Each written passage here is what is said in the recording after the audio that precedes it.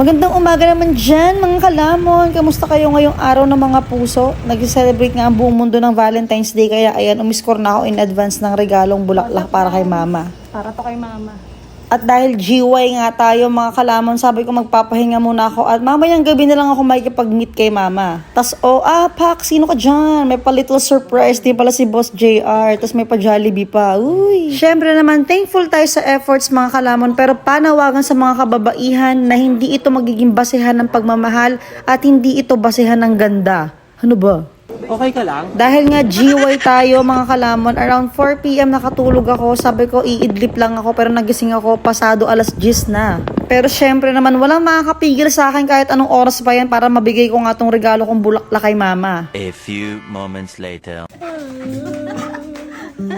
Palagi.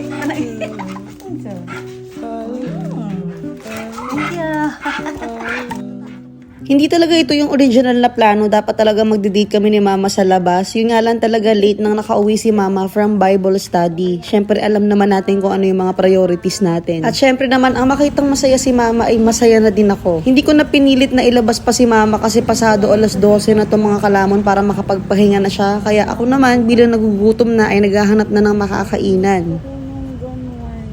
Nasanay na lang din talaga tayo sa graveyard, kaya naman yung body clock natin ay kakaiba. Yung ganitong oras ay umaga na para sa akin. Alive na alive pa rin talaga yung diwa ko nito mga kalamon. Wala pa akong antok na nararamdaman. Iniisip ko nga nito kung dediretso ba ako sa Tagaytay para lang magpalamig doon. Guys, ingat, kabilaan ng checkpoint.